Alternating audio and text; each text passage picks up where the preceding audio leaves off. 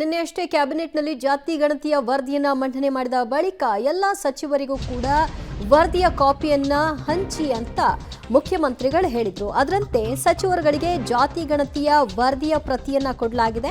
CM ಸೂಚನೆಯಂತೆ ಜಾತಿ ಗಣತಿ ವರದಿಯನ್ನ ಪಡ್ಕೊಂಡಿದ್ದಾರೆ. ಹಿಂದುಳಿದ ವರ್ಗಗಳ ಇಲಾಖೆಯಿಂದ ವರದಿಗಳ ಪ್ರತಿಯನ್ನ ರವಾನಿಸಲಾಗಿದೆ. ಜಾತಿ ಗಣತಿ ವರದಿ ಅಧ್ಯಯನಕ್ಕೆ ಮುಖ್ಯಮಂತ್ರಿಗಳು ಸೂಚನೆಯನ್ನ ಕೊಟ್ಟಿದ್ದಾರೆ. ಮುಂದಿನ ಸಂಪುಟ ಸಭೆಯಲ್ಲಿ ಈ ವರದಿಯ ಕುರಿತಾಗಿ ಚರ್ಚೆ ನಡೆಸುವಂತಹ ನಿರ್ಧಾರಕ್ಕೆ ಸರ್ಕಾರ ಬಂದಿದೆ. ಎಲ್ಲರಿಗೂ ಕೂಡ ವರದಿಯನ್ನ ಹಂಚಿ ಅದರಲ್ಲಿರುವಂತಹ ಸರಿ ತಪ್ಪುಗಳೇನು, ಏನಾಗಬೇಕು, ಯಾವ ರೀತಿ ಇದನ್ನು ಅನುಷ್ಠಾನಕ್ಕೆ ತರಬೇಕು ಅನ್ನೋದ್ರ ಬಗ್ಗೆ ಅವರವರ ಸಲಹೆಗಳನ್ನು ಕೊಡಲಿ, ಸಂಪೂರ್ಣವಾಗಿ ಅಧ್ಯಯನ ನಡೆಸಲಿ ಅನ್ನೋ ಕಾರಣಕ್ಕಾಗಿ ಈ ವರದಿಯ ಪ್ರತಿಯನ್ನ ಪ್ರತಿಯೊಬ್ಬ ಸಚಿವರಿಗೂ ಕೂಡ ಹಂಚಿಕೆ ಮಾಡುವಂತೆ ಸಿಎಂ ಸೂಚಿಸಿದ್ರು. ಅದರಂತೆ ಈಗ ಕಾಪಿಗಳನ್ನು ಹಂಚಿಕೆ ಮಾಡಲಾಗಿದೆ. ಆ ನಂತರದಲ್ಲಿ ಯಾವ ರೀತಿಯಾಗಿ ವೈಜ್ಞಾನಿಕ ಅಂತ ಹೇಳಿದ್ರೆ ಸಾಲದು, ಏನು ತಪ್ಪುಗಳಾಗಿದೆ ಅದನ್ನು ಏನು ಸರಿಪಡಿಸ್ಕೊಳ್ಬೇಕು, ಆ ಮೂಲಕವಾಗಿ ಇದನ್ನು ಜಾರಿ ಮಾಡೋದು ಹೇಗೆ ಅನ್ನೋದ್ರ ಬಗ್ಗೆ ಹೇಳಿ ಅಂತ ಈಗ ಹೇಳಿರೋದ್ರಿಂದ ಅಧ್ಯಯನದ ಸಲುವಾಗಿ ಎಲ್ಲರೂ ಕೂಡ ಕಾಪಿಯನ್ನು ಸ್ವೀಕಾರ ಮಾಡಿದ್ದಾರೆ. ಸದ್ಯ ಜಾತಿ ಗಣತಿ ವರದಿ ಜಾರಿಯಾಗತ್ತಾ ಇಲ್ವಾ, ಏನು ಮಾಡ್ತಾರೆ ಅನ್ನುವಂಥ ಯಕ್ಷ ಪ್ರಶ್ನೆ. 1 ವಾರಗಳ ಕಾಲ ಸರ್ಕಾರ ಅಂತೂ ಇದನ್ನು ಮುಂದಕ್ಕೆ ಹಾಕಿದೆ.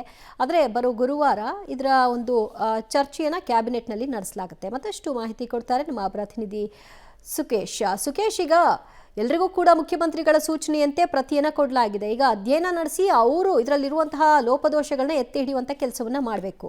ಏನು ಹೇಳ್ತಾರೆ ಸಚಿವರುಗಳು, ಇದರ ವಿರುದ್ಧವಾಗಿರುವಂತಹ ಸಚಿವರುಗಳು? 17ನೇ ತಾರೀಕು ನಡೆಯುವಂಥ ಕ್ಯಾಬಿನೆಟ್ಗೆ ಸಂಬಂಧಪಟ್ಟಂತೆ ಈಗಾಗಲೇ ಸಚಿವರುಗಳಿಗೆ ಈ ಒಂದು ರಿಪೋರ್ಟನ್ನು ತಲುಪಿಸಲಾಗ್ತಾ ಇದೆ. ರಿಪೋರ್ಟ್ಗಳನ್ನು ಓದ್ಕೊಂಡು ಬಂದ ನಂತರದಲ್ಲಿ 17ನೇ ತಾರೀಕು ಇದರ ಸಾಧಕ ಬಾಧಕಗಳ ಬಗ್ಗೆ ಸಚಿವರುಗಳು ತಮ್ಮ ಅಭಿಪ್ರಾಯ ಏನು ವ್ಯಕ್ತಪಡಿಸ್ತಾರೆ, ಅದರ ಮೇಲೆ ಮುಂದಿನ ತೀರ್ಮಾನ ಏನು ಅನ್ನುವಂಥದ್ದು. ಅಂದರೆ ಕ್ಯಾಬಿನೆಟ್ ಇದನ್ನು ಅಂಗೀಕರಿಸಿ ಮುಂದೆ ಟೇಬಲ್ ಮಾಡುವಂಥದ್ದು, ಇಲ್ಲ ಇದರ ಒಂದಷ್ಟು ಬದಲಾವಣೆ ಆಗಬೇಕು ಅನ್ನುವಂಥ ಸಲಹೆ ಸೂಚನೆಗಳು ಸಚಿವ ಸಂಪುಟ ಸಹೋದ್ಯೋಗಿಗಳಿಂದ ಬಂದರೆ ಮುಖ್ಯಮಂತ್ರಿಗಳು ಅದನ್ನು ಸಚಿವ ಸಂಪುಟ ಉಪಸಮಿತಿಯನ್ನು ಮಾಡಿ ಅದರ ಮೂಲಕವಾಗಿ ಏನೆಲ್ಲ ಅಂಶಗಳನ್ನ ಬಿಟ್ಟಿದ್ದಾರೆ ಅಥವಾ ಏನು ಸೇರಿಸಬೇಕಾಗಿದೆ ಅಥವಾ ಏನು ಮರುಪರಿಶೀಲನೆ ಮಾಡಬೇಕಾಗಿದೆ ಈ ಎಲ್ಲದರ ಬಗ್ಗೆ ಒಂದು ತೀರ್ಮಾನ ಮಾಡಲಿಕ್ಕೆ ಸಬ್ ಕಮಿಟಿಯನ್ನು ರಚನೆ ಮಾಡಬೇಕಾಗುತ್ತೆ.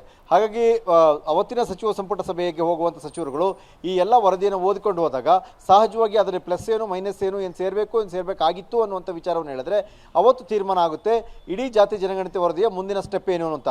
ಹಾಗೇನಾದರೂ ಸಬ್ ಕಮಿಟಿ ರಚನೆ ಆದರೆ ಸಹಜವಾಗಿ ಅದು ವರದಿ ಕೊಡುವವರೆಗೂ ಮತ್ತೆ ಸರ್ಕಾರ ಕಾಯಬೇಕಾಗುತ್ತೆ. ಈ ಅಂದರೆ ಬೇರೆ ಬೇರೆ ಹಂತಗಳಲ್ಲಿ ಮುಂದುವರಿಬೇಕಾದ್ರೆ ಮೊದಲ ತೀರ್ಮಾನ ಏನಾಗಬೇಕು ನಮ್ಮದು ಅನ್ನೋದಕ್ಕೆ ಸಂಬಂಧಪಟ್ಟಂತೆ ಈಗಾಗಲೇ ಸಚಿವರುಗಳಿಗೆ ಇವತ್ತಿನಿಂದ ಜಾತಿ ಜನಗಣತಿಯ ವರದಿಯ ಪ್ರತಿಗಳನ್ನು ಕಳಿಸ್ಕೊಡ್ಲಾಗ್ತಾ ಇದೆ ಅನ್ನುವಂಥ ಮಾಹಿತಿ ಕೂಡ ಸಿಗ್ತಾ ಇದೆ. ದಿವ್ಯ ಜ್ಯೋತಿ. ಥ್ಯಾಂಕ್ ಯು ಸುಕೇಶ್, ನಿಮ್ಮೆಲ್ಲ ಮಾಹಿತಿಗೆ.